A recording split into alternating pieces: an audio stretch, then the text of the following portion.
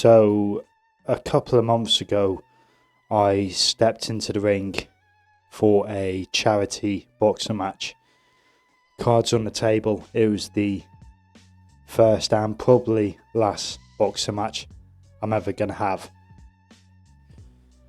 But it was for a good cause. It was for a very good cause. It was to raise money and raise awareness, most importantly, for a charity that is very close to my heart, a subject matter that is very close to my heart. Said charity does a lot of work regarding men's mental health.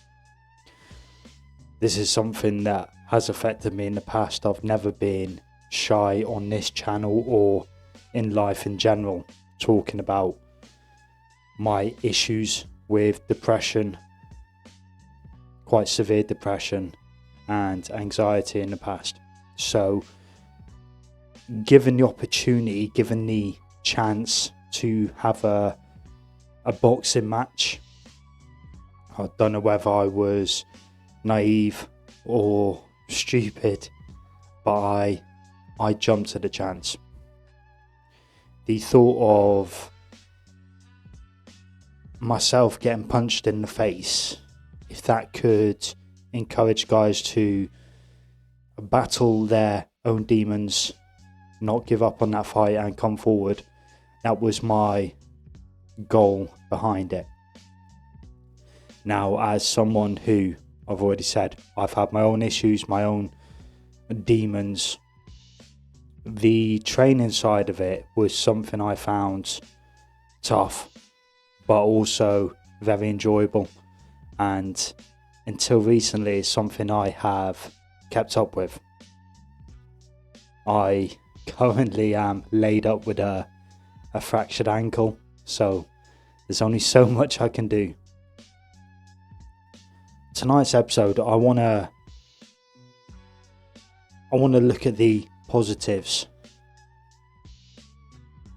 for your mental health when it comes to boxing, training. I'm not saying step into the ring and get 7 shades kicked out of you, but the actual training side of it, the dedication side of it, how it can have such a positive impact on your mental health, and it has done for me. But it could not escape my attention the fact that mental health and boxing seems to be linked. I'm going to go into some stories about some idols, some heroes of mine with some tragic stories, tragic endings, who were very famous boxers who seem to have it all at their feet, and maybe give my 2 cents on why there seems to be a link between mental health and boxing, the positives, but also why that link is there. So this is Stu Know Who. Please subscribe to the channel, hit the notification bell. You can follow me on YouTube, watch me on YouTube or Rumble at Stu Know Who. Follow me on X, leave a comment and like the damn video. Let's get into it.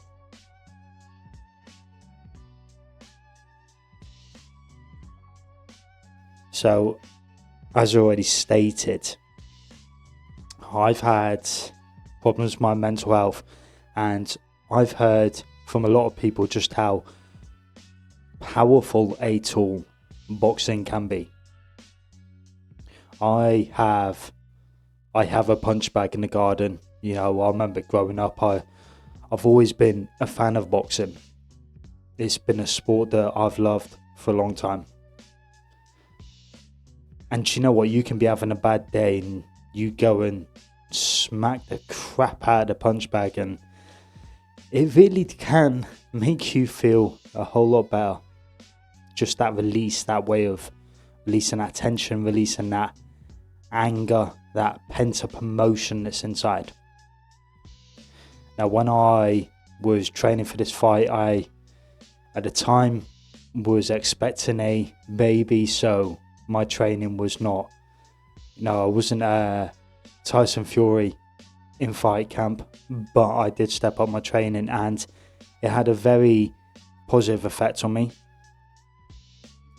So the first segment of this episode, I want to look at the positive and hopefully nudge people who may think that this could help them in towards it and just say go for it, because I'm not saying step into the ring and have a fight, but just the actual training for itself, for the boxing.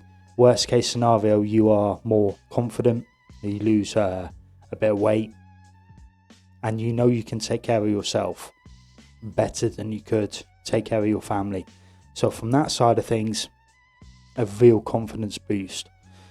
So this article is from Boxing Insider. Now either they're mugging us all off or they know what they're talking about, and starts there. Mental health is important. The mental health benefits of boxing training, which is what I was talking about. So the article reads, nobody walks into a boxing gym because their therapist told them to. I can't afford a therapist. I can't. They walk in because something is wrong and they need to hit something, and that's honest, and yes it is. And it turns out the science backs it up. Boxing training is one of the most effective physical interventions for anxiety, depression, PTSD, stress, and a long list of mental health conditions that pills and talk therapy don't always reach. This isn't about replacing professional mental health treatment. If you need a therapist or medication, get them.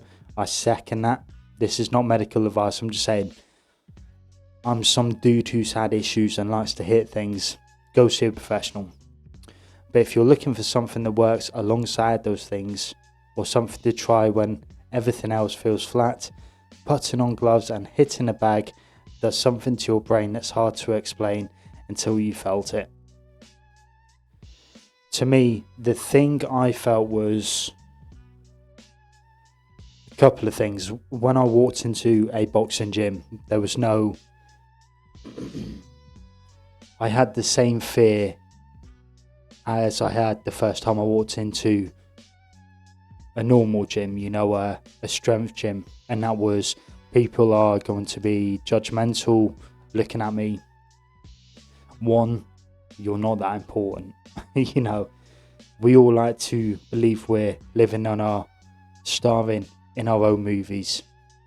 Everybody is, and you'll be blown away by just how much people, as long as you're willing to listen and you're approachable, how much people are willing to help you. But there was something about releasing that anger, releasing that tension on a bag. And once you start doing it, once you're in that mindset, it is about a state of mind. And once you're in that state of mind, everything else that has happened is a second thought. It becomes an irrelevance while you're in there for that 10 minutes, 20 minutes, an hour, whatever it may be. You are focused on one thing. And that had the ability for me to take my mind off other issues, other problems that were perhaps going on in my life at the time, other concerns that I had. It also took my concerns away for other people. This was my time. This is my time. Sometimes, you have to find that time for yourself.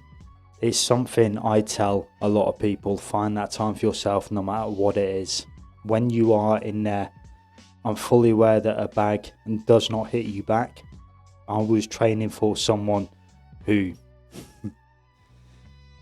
damn well was going to swing one back at me. But you put your mind in that state where you're there for yourself. That was the biggest takeaway I could take from boxing training, was everything else that was going on in my life, everything else that was going on in the world. My phone was in the locker. I'm not doom scrolling. My kids were not in the gym with me, I'm there for one reason. And that's to play out my Rocky Balboa dreams in my head that somehow I'm going to be running up all these stairs and be champion of the world and all that stuff, you know. The sort of the teenage boy come out at me. That was. There's also a sense of pride once you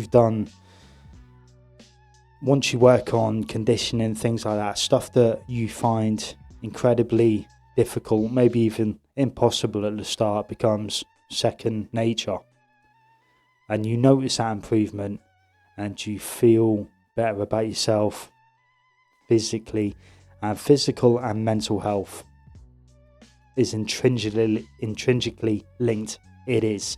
If you feel better about the way you look, about the way you feel mentally, it's going to have a positive effect on you. So to continue with the article, what happens in your brain when you box? Which is basically what I was feeling. So you've got what they call the chemical dump. A hard round on a heavy bag triggers a flood of neurochemicals that directly affect mood, stress, and emotional regulation. So you've got endorphins. Anyone who's done any exercise will have heard endorphins. I used to think there was some sort of sea mammal that would swim around. Turns out that was dolphins. Wow, that's a dad joke. So they describe it as the body's natural painkillers that are released during intense physical activity. They produce what most people know as the runner's high. Boxing triggers a stronger endorphin release than most steady state cardio because of the intensity and the full body engagement. One thing I will say is, if you're a complete novice when you come to boxing, you think it's all about hands. It's only as I started training more and more, I realised my feet were every bit as important as my hands. If you're flat-footed, you're getting punched in the face. You know, again, I was training for a fight. Your cardio is hugely put under stress and put under the test, because you think I've done 3 2-minute rounds. 6 minutes, it's easy. You try walking around a ring, moving your feet whilst throwing punches and getting hit. That was the longest 6 minutes of my life. So 3 rounds on a bag and you feel it. A calm that settles in after the last bell. The thing that was eating you before you started does not feel as heavy anymore, and that is true. Dopamine. Now, we've heard about dopamine hits from social media. Trust me, this is a much healthier way to get your dopamine hit than doom scrolling on X or Facebook or whatever it may be. And yeah, this is a lot healthier and a lot more enjoyable and a lot more positive for your physical and mental well-being. So the reward and motivation chemical, they call it. Boxing produces dopamine through the combination of physical exertion, skill acquisition, and that is definitely something. The more you do it, I already touched on this, the easier it becomes, the better you become at doing it. And the inherent satisfaction of landing a clean shot on the bag. Low dopamine is associated with depression, lack of motivation, and inability to feel pleasure. Regular boxing training keeps dopamine levels elevated consistently. Now, one of the toughest things is actually kicking yourself up the arse to get in there and do it. The fact that I had said I would have this charity boxing match, I didn't have a lot of choice. You know, I had to do some sort of training. The more I did it, the more I looked forward to doing it. And the fact that, fractured ankle aside over the last couple of weeks, the fact that I still continue a version of that boxing training shows just how much I got out of it, how much I enjoy it. I know people who do it having that regular form of, it's almost like meditation, something that takes you away from the pressures and stresses of the world. And if you're going to do boxing, it's a pretty cool thing as well. You know what I mean? It looks cool. So yeah, the more you do it, the better you feel. And the better you feel, the more you want to do it. And it just carries on like that.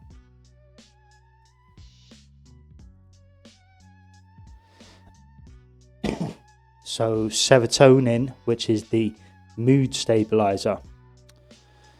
Exercise increases serotonin production, which is exactly what most antidepressant medications are designed to do. I'm not saying replace medication you've been prescribed with boxing. I am not a doctor. I'm saying boxing has the ability to produce something on a par with that, or at least in the same ball field as that. So boxing training provides a natural serotonin boost that lasts well beyond the session. You know what it's like.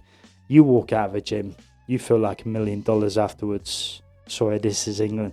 £1 million. Now, one thing I will say is, and I've been guilty of this too, you leave the gym after a tough workout, you go and pig out and say I've earned that, and you just knackered all the work you've put in. So, but it does help you to put other things in your life into perspective, i.e. diet, i.e. stress levels. Stress levels cause you to not be as active. You know, these things, a simple change like this can put you in a better state of mind. And then we got, how am I supposed to read that? Norepinephrine. If I've nailed that, then you've got to like this video. And if I've not, leave a comment to tell me why I'm wrong. So this regulates the stress response and improves focus and attention. Focus and attention is something I struggle with. Boxing training conditions your brain to manage norepinephrine more efficiently, which means you handle stress better, not just in the gym, but in your daily life. And honestly, I'm someone who, I don't handle stress well. I fly off the handle. It's just what I've always done. Actually, knowing that I'm going back to a punch bag later, knowing that I can focus myself the way I've done, it does help. So this isn't a gentle wave of feel good chemicals from a yoga class. It's a dump truck. The intensity of boxing training produces a neurochemical response that's measurably more powerful than moderate exercise. That's why people describe the feeling after boxing session as something closer to relief than simply fatigue. So there are some of the positives. For me personally, I can attest to all of those things were brought up. You know, boxing training, I'll tell you something, from someone who, I lift weights, I do strength training, I enjoy it. I really enjoy it. And while I was training for a boxing match, I cut right back on my strength training. I missed it. I did. So I am back to, or was back to strength training. However, I've gone from doing that 5 or 6 days a week to 3 or 4 days a week to incorporate some of the boxing stuff as well, because I loved it that much. I remember training to do a half marathon years ago, and that feeling of I can't do that last mile, and then when you do it, it feels incredible. You know, doing that last minute, the last round, you can't, but you make yourself do it. It is a runner's high while you're boxing. You could be running. I mean, let's be clear, if I hopped in a ring with Tyson Fury, I'm getting that runner's high or I'm getting knocked out because I'm legging it, you know what I'm saying? But it's an intense workout. But you don't have to jump in and it be that intense from day one. You build yourself up to that, and you witness the progress in yourself. Other people witness it. You feel good. You feel good about yourself. Now, people take up boxing because they enjoy boxing. Boxing's brilliant for commitment, for, what's the word I'm looking for? Dedication, discipline. People will take up boxing for that. They need that thing to focus on. To one thing I will say from doing boxing, now I started training maybe 2.5 months before my fight. My thought was all on that fight. I'm not having another fight again, and cards on the table, in case anyone's wondering. I won the first round on points, got dropped in the second, so it was a 10-8 round, and the third round was a bit of a blow-off. We were both gassed. So I lost on points. It was great fun. It was great fun. The only reason I'm not fighting again was, the only time I was concerned was doing the ring entrance when my wife was in the crowd and we had just had our third kid, and I had the thought of, what if something goes wrong? Nothing did. It was a great night. It was fantastic. We had a few beers afterwards, and you don't have to be training for a fight to do boxing training. Boxing is such an incredible sport, and from what I found from the people I've met, the boxers that I met on the night, the boxers I met beforehand, the gym I went to, the crowd, everything, it is so inclusive. The fact that you are willing to better yourself, and maybe it's because I was doing it for a good cause, but everybody was so supportive. And as long as you go with the right attitude, you are approachable. You don't go in all cocky and all that, because if you've never fought before and you walk in the gym and say, I'm the bee's knees, you're getting dropped. You know what I mean? Someone is in there that's a lot more experienced and a lot more skillful than you at fighting. Boxing, for the amateur, for the non-initiated with boxing, it's two people beating each other up. I can go and see that any Friday or Saturday night down the pub near me. There is something so skillful and technical about boxing. And from doing the training side, the dedication of it beforehand. But that's if you're going in for a fight. If you're not, the training side of it, I've always loved boxing, but the training side of it is something I cannot advocate enough for people. If you wanted to do that, if that's your cup of tea. Obviously, if it's not, it's probably not going to help too much. But it is very open, inclusive, and enjoyable. And I felt so much better about myself afterwards than I did beforehand, physically and mentally.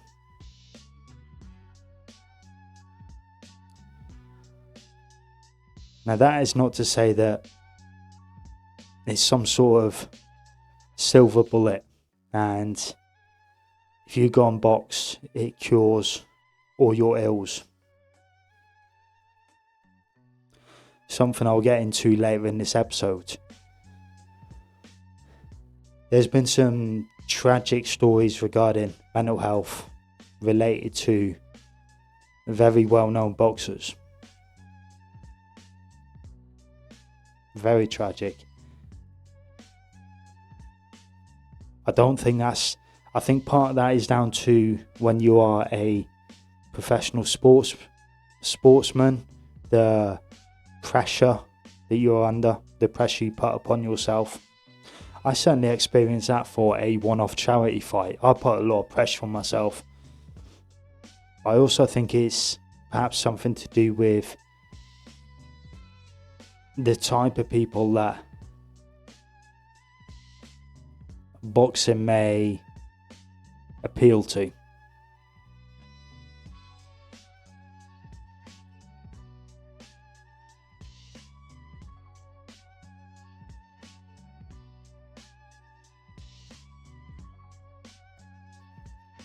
So boxing, to go into it, is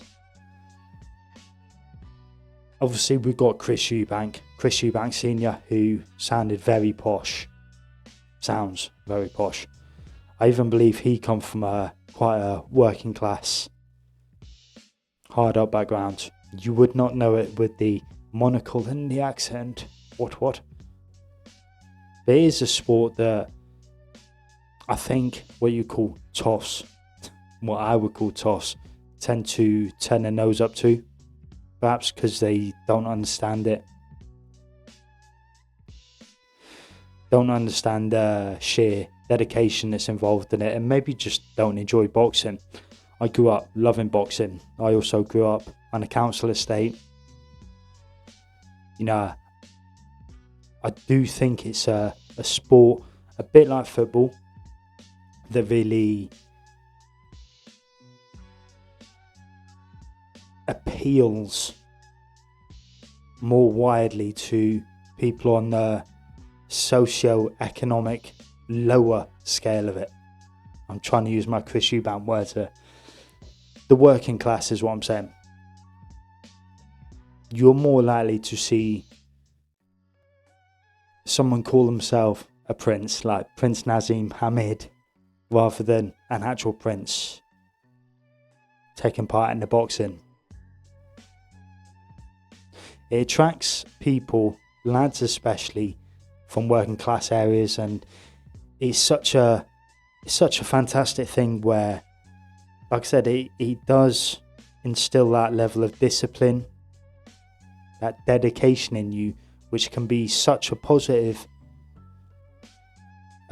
tool from someone in an area where perhaps positive role models are not the norm surrounding them. Which is why you tend to see boxing gyms in more deprived areas. Lads especially who maybe do not have the brightest of futures ahead of them, or not, that's wrong, the easiest of futures ahead of them. They view boxing as at least something to create that discipline within them, kind of like the military, you know what I mean? And who knows, you could be the guy who makes it. The guy who makes it when his teachers, parents, neighbours, whoever didn't give you two hopes. And you commit yourself and you throw yourself in. You got a natural skill for it. So I'm going to go into this article that I've pulled up here,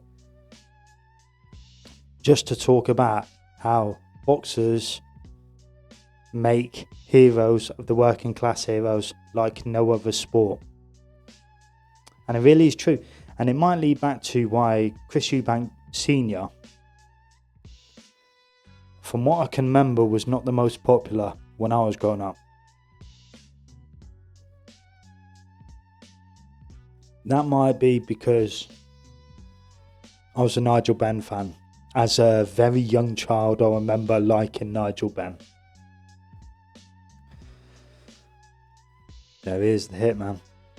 So boxing is well nigh unique in the way that it has and continues to throw out fighters so popular that they transcend the sport to attain the status of folk hero. This is a phenomenon of which no other individual sport can boast. Precisely because, unlike any other individual sport, boxing is a sport of the working class, and being such, a given fighter's exploits in the ring afford its working class public the vicarious and self-reinforcing thrill of the glory that they are denied amid the daily grind and stresses of life as appendages to the machine. This was not written by someone working class with big words like that. So to be working class is to be oppressed by forces so invisible that you can easily become putty in the hands of a culture industry that's in the business of sowing false consciousness. It's how they control us, how they successfully convince enough working class voters to tick the box marked conservative at election time, a box which in truth should be marked self-harm. I'm not getting political here because I think they're all as bad as each other. So, denied the class liberation we so desperately need, sport fills the void. It allows for something that approximates to it by associating with a football team whose highs and lows we share with thousands in packed stadia, where we experience a human connectedness coterminous with our species being. This was not written by a working class dude. Football is a team game operating to socialist principles with a capitalist context is surely a bit too political for me when it comes to sport. So when it comes to boxing, this connectedness coheres around fighters whose feats in the ring tap into and charm with our primal instincts and the qualities man had to rely upon to survive in his natural state. Those are aggression. You have to be aggressive in the ring, you know what I mean? Courage. Yes, it takes courage. Resilience. You aren't going to get knocked back with injuries, defeats, all sorts. Determination. Speed, strength, evasion, agility, and athleticism. Joyce Carol Oates has an interesting take on this. Spectators at public games derive much of their pleasure from reliving the communal emotions of childhood, but spectators at boxing matches relive the murderous infancy of the fucking hell who wrote this. So basically what it's saying is boxing is brutal. It's a working class sport. It's a working class sport where you're not given the opportunities. You're not going to be out on your horse playing polo against Prince Harry or what and all that stuff. You're not going to be listen, I like cricket. I played one game of cricket just before I got married. I could not believe how much it bloody cost. Genuinely couldn't. I'm like, this is one match for the season. Wow. I love sport. Anyone can, obviously you've got to get into the boxing gym if you want to get serious into it, but anyone can get a punch bag and some gloves and hang it up and just go and lay into it and watch your favourite Rocky film. Go for a run in the snow when we occasionally get it. Run up some stairs. Shout Adrian at a toppy voice, you know. We can live those dreams by yourself.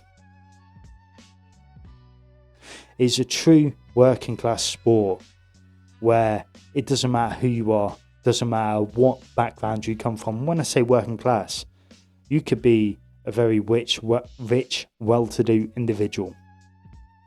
That money, that wealth means nothing. You step into a ring and someone's trying to take your head off, you better be ready to take that punch and ready to throw one back.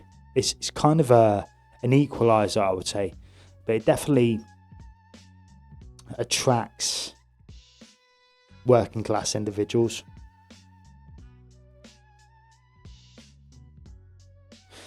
There's that camaraderie but competition where you have come from the bottom and you have to fight for everything you've got. Legally fight. You know, nothing is handed to you. And you take that commitment, you take that dedication and you throw it into boxing with the same dedication, the same commitment. And you know if you step into a ring, it's you against one other. Only one of you wins, which means one of you loses, unless it's a draw. Doesn't happen often. You are the one that is training. You are the one that is responsible for your training, responsible for your diet. Again, it takes me back to that dedication you need, that discipline you need. You are the one that is in charge. And perhaps growing up in a place where you've never fully been in control of any of your circumstances, but when it comes to your training, you are responsible. Obviously, the more money you have behind you, the better equipment you got, the better gym you've got, the better, it does make it better. You can have a better training camp, but ultimately you can have all the money in the world. If your heart is not in it, you are going to fall short.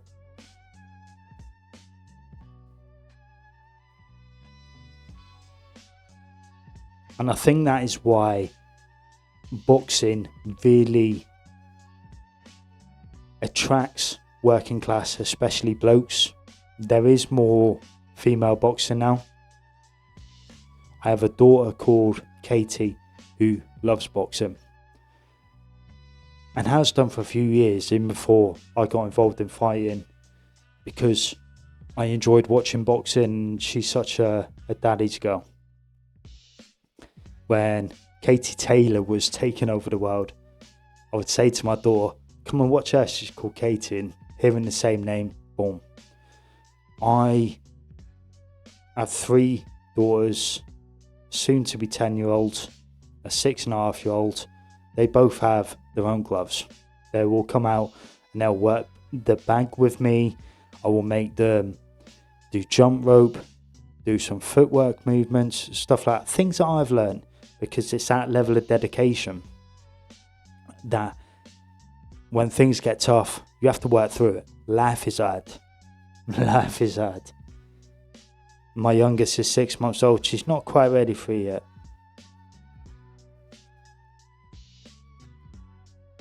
It really does. Boxing, I think it brings out that sort of inner warrior within us, where if you want something, you have to fight for it. You have to take it. It's the one thing you are in control of. And it kind of sets you up for life. Again, to go back to something I said earlier, I think that's why you get a lot of boxing gyms in what you would call working class areas. Because I'm going to keep going to it, that level of discipline. It's also that way of, when life is hard, releasing that tension, releasing that anger, having a positive way of getting rid of it. We can't afford, when times are hard, when you're in that situation, you cannot afford to pay a couple £100 a month on a psychiatrist. My psychiatrist is my punch bag that hangs in my garden. The person I speak to is the podcast I'm listening to whilst I'm doing jump rope or going for a run. These are the things that I can afford. You know what I mean? And it gives you that inner strength, that mentality, not just physical strength, mental strength, that mental fortitude where this is hard and I'm going to work through it. And this week I ran, or this day I ran 3 miles, tomorrow I'm doing 3.5.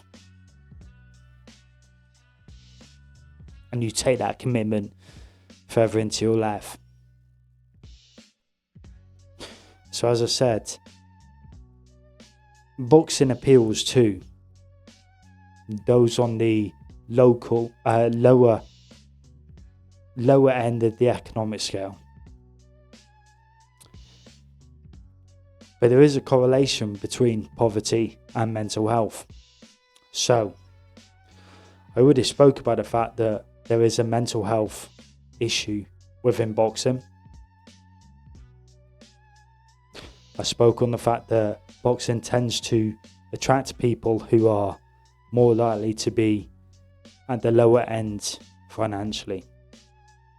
So just a quick read for this. Poverty and mental health. Breaking the cycle of hardship starts with tackling the link between poverty and mental health. So poverty is one of the most significant drivers of poor mental health, acting both as a cause and consequence. Experiencing poverty, whether in childhood or adulthood, can contribute to poor mental health through factors such as chronic stress, social stigma, and exposure to trauma. At the same time, mental health problems can increase the risk of falling into poverty due to a loss of employment, reduced earning capacity, or breakdown in social and support networks. If you do not take care of your mental health, you could find yourself out of work, is basically what that is saying. So some common myths about poverty and mental health. People in poverty can easily improve their mental health by working harder. That sounds like such a political statement to say, just work harder. Poverty creates numerous barriers, such as limited access to mental health services and a daily struggle to meet basic needs, which can make it difficult to manage mental health. Money does not make you happy, but trust me, the lack of it can have the opposite effect. Next one to dismiss is poverty only affects mental health in adults. I mean, I'm a prime example of how that is crap. Children and adolescents growing up in poverty are also at greater risk for mental health issues, including anxiety, eating disorders, or in my case, depression. And the next myth is mental health services are accessible to everyone. Bollocks. Regardless of income. Financial constraints, lack of safety nets, and long waiting times often prevent people in poverty from accessing the mental health care they need. Now, again, this is about the positives of boxing, but also the link between boxing and mental health. I'm not making this political. I'm not. As far as I'm concerned, they're all as guilty as each other. But if you were to try going to, not slating them, but the NHS to try and get mental health services, good luck. Good luck. It's an absolute shambles, an absolute joke, and you're not going to be seen properly for a long time, if ever.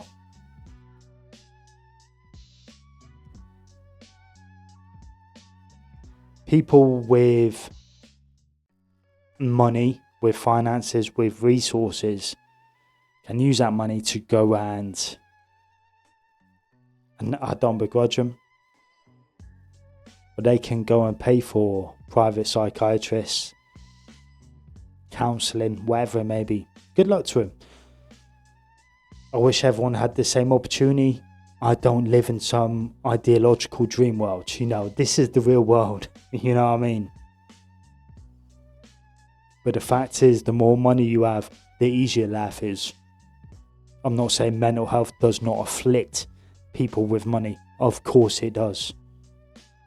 But the access to the help, the access to the resources that may help you is more accessible to you.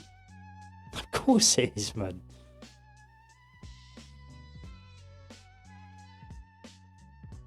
So it leads me to what a large part of this episode tonight about is. And it's mental health in boxing. Now, we've already spoken about the fact that boxing does not necessarily cause mental health issues, but it attracts people with potentially mental health issues without the resources or the accessibility to seek help. Now, one thing blokes do, one sign of depression in men is aggression. Because if I'm tough, then I can't be weak. We view depression. We view, a lot of men view mental health issues as a sign of weakness. Now, if we're angry, we can't be weak. You know what I mean? And I think that is why boxing potentially attracts a lot of people like that. I love boxing probably for that reason. You know, if I'm talking to a mate of mine about boxing rather than feelings, then I'm a strong dude. And this goes for professionals too. So boxing, the article says, boxing is a brutal, beautiful sport. It demands everything, physically, mentally, emotionally. For a few short minutes, a fighter is the centre of the universe. Arena lights, roaring crowds, cameras flashing. But what happens when the lights go off? That's a side we rarely talk about. And it's why mental health in boxing matters now more than ever. The transition from the ring to real life can be devastating. Ricky Hatton, rest in peace, once said the come down after a fight felt like grieving a death. Tyson Fury spoke openly about contemplating suicide after reaching the top. David Allen has also stepped back from the sport multiple times, citing severe depression and burnout.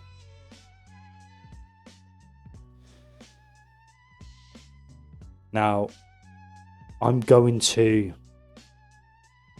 in the next part, talk on two of those boxers.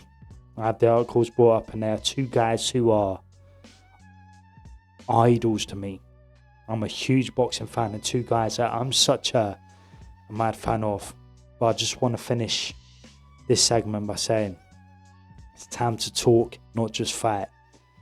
If we want the sport to survive and thrive, we have to protect the fighters outside the ropes as much as inside them. That means normalising mental health support as part of training camps. That means offering guidance to retired boxers. That means encouraging young prospects to speak up without fear of being labelled fragile. Because strength isn't just about how hard you can hit. Sometimes it's about admitting you're not okay. Mental health in boxing deserves more than a soundbite. That's what I finish with. So I will go on to the next segment and speak on two of my favourite ever boxers.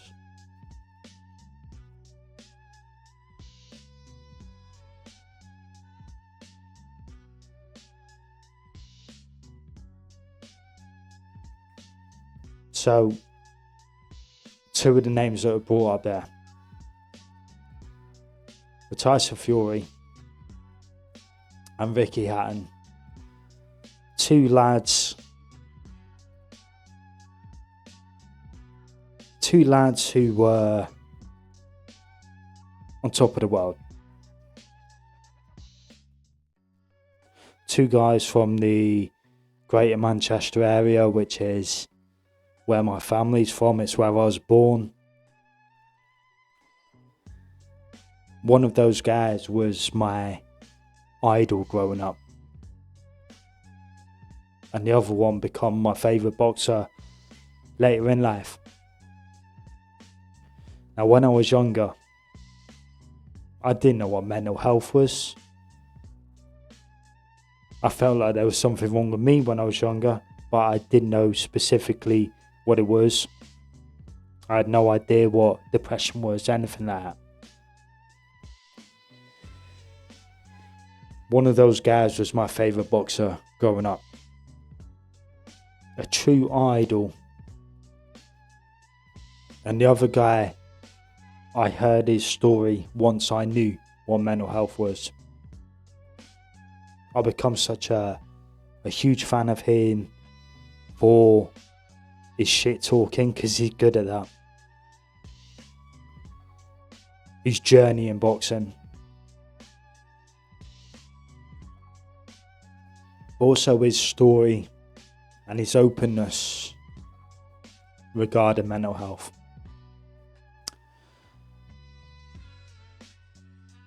Now, these are two stories. One with a positive outcome, thankfully, and one that still breaks my heart and does not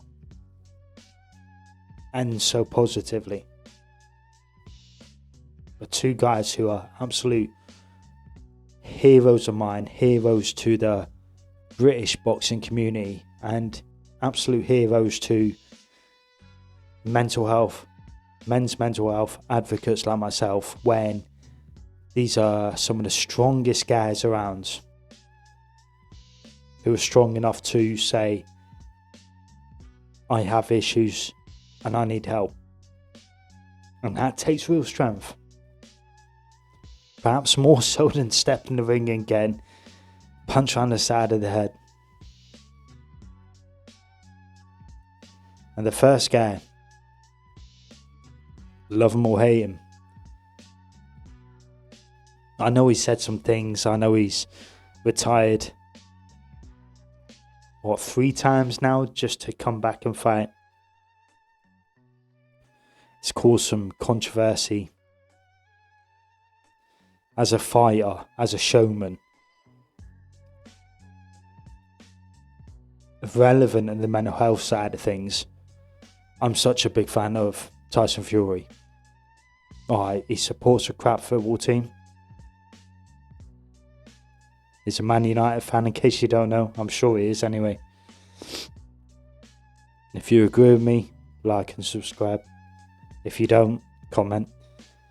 But Tyson Fury is a beast. Now, his story was very well publicised.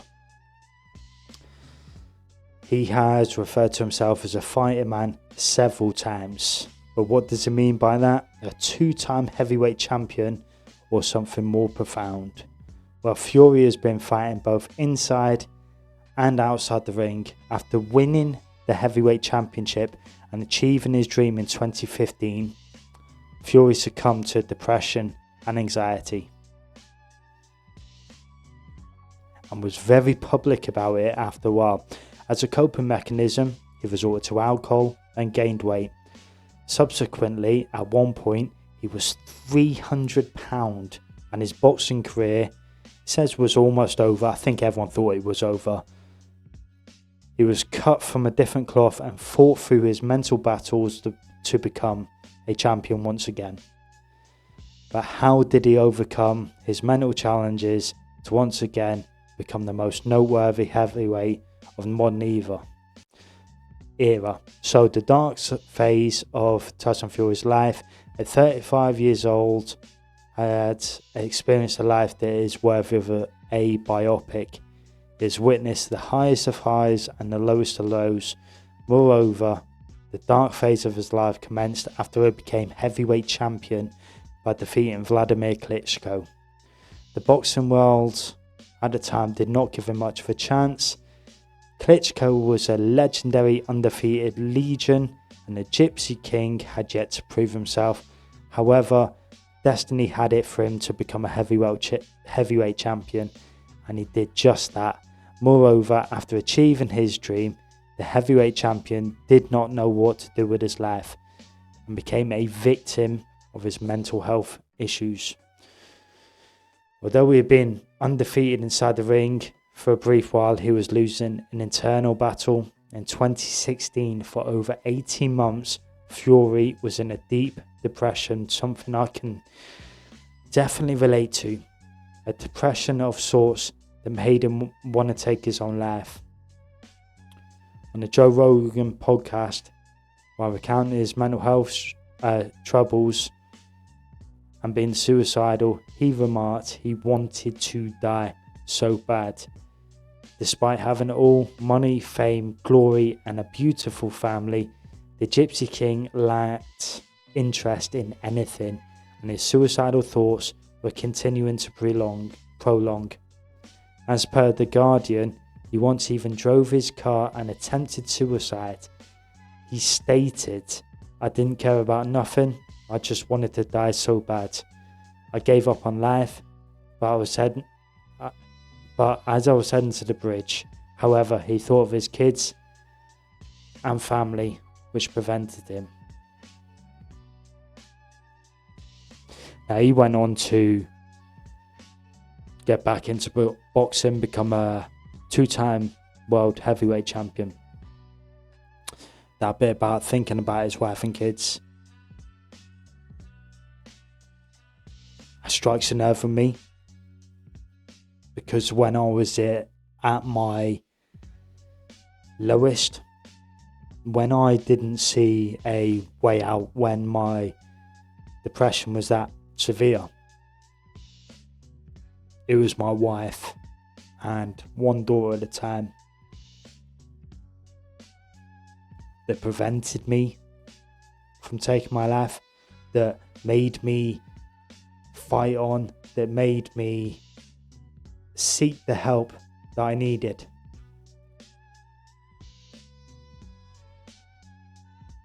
And it was a fight that I wanted to give up on several times. So when I see someone like Tyson Fury, and I felt weak when I see someone like Tyson Fury say that, dude's heavyweight champion of the world, who's going to call him weak? You know what I mean? Good luck. That takes real strength to come out and say it. And do you know what? It's probably the hardest fight he's ever had. It's the one he had with himself internally.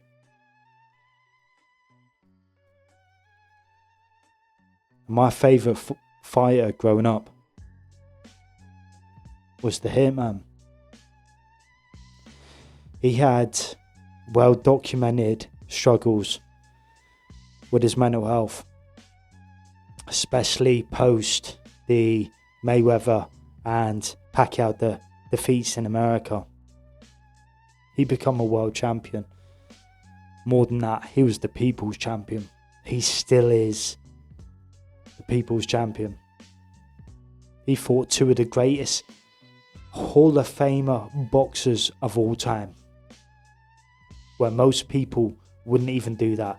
When he fought Costa Tszyu, no one gave him a chance, and he went and won that fight and become world champion.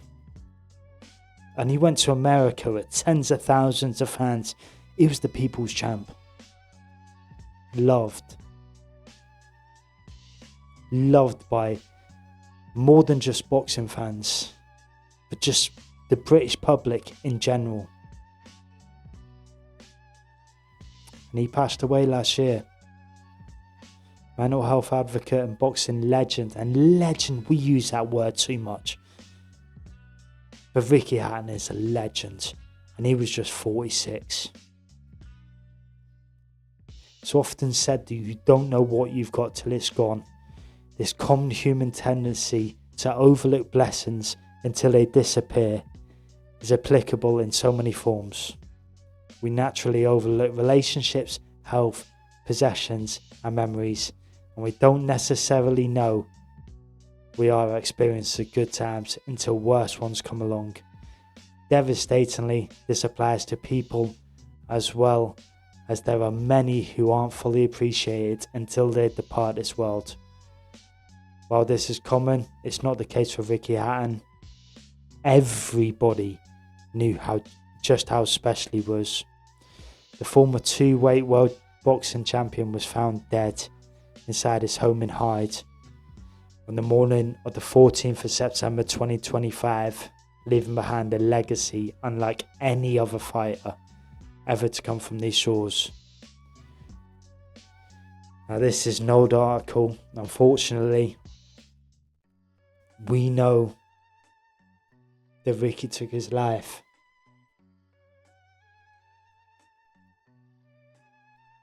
My hero growing up, my absolute hero, and I can remember where I was when I found out. I was training. I was having a sparring match down at the gym because I was actually in preparation for this charity fight that I was having, where I wanted to highlight that if I can get punched in the face, you can come forward and talk. That was the message I wanted to put across. I come out of the gym with my mate Hadley afterwards. He was driving. I got a notification on my phone saying Ricky Hatton's died. In this boxing gym, when I walked in, 2 huge pictures of Ricky Hatton. I thought, I feel comfortable now. It's my favourite boxer. He's watching over me. That's kind of how I felt walking in. Never met the guy. But he's one of those guys, one of those characters. You just felt like you knew him.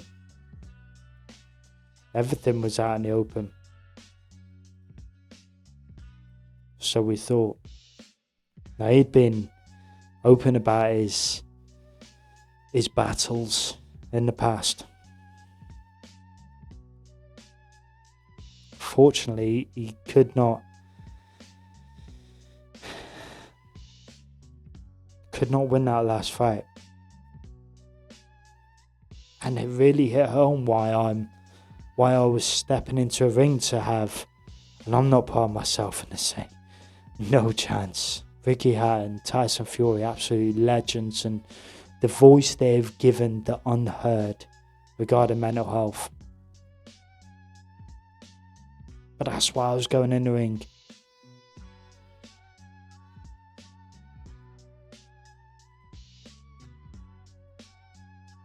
Just trying to encourage guys to come forward to talk.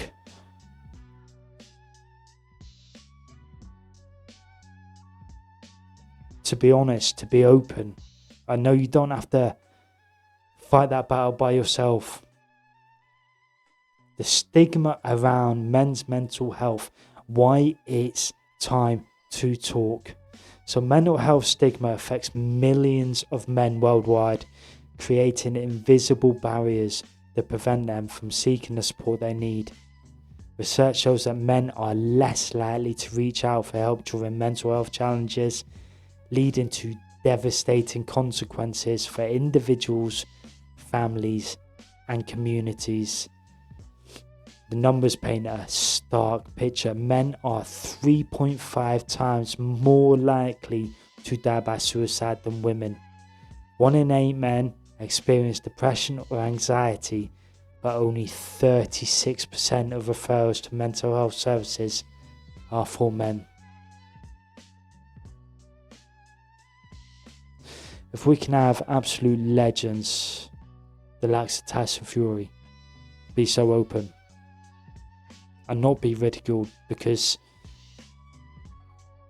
he's world heavyweight champion in the world. If we can have the people's champion in Ricky Hatton be so open. Boxing is fantastic for fitness, it's fantastic for mental well-being. But the greatest thing is talking, openness, being open. Don't be ashamed by it. Don't feel it's some sort of sign of weakness.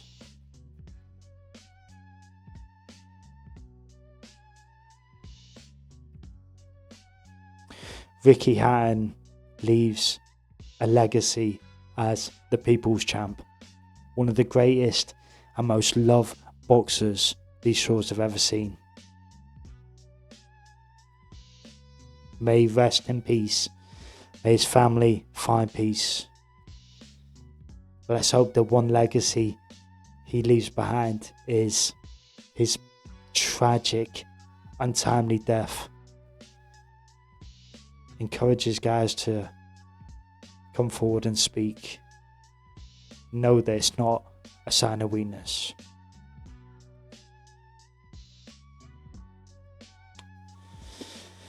I'm going to wrap up there. Thank you so much for watching. To the boxing community, I am a stranger passing through, and the affection and love that I've seen in the boxing community should encourage any guy to step forward and try boxing out. Mental health can afflict anyone, and as we've seen, it definitely is not sign of weakness. Talking about it, that's hard. That takes strength. That takes bollocks. You'll be surprised just how many people, mental health, depression, anxiety, whatever it may be, how many people that afflicts. And you coming forward and being open and speaking on that could encourage others too. So, this is Stu Know Who. Please like, subscribe, comment. You can watch me on YouTube and Rumble at Stu Know Who. Follow me on X at Stu Know Who. Like the damn video. Thank you so much for watching. And until next time, I'll see you later.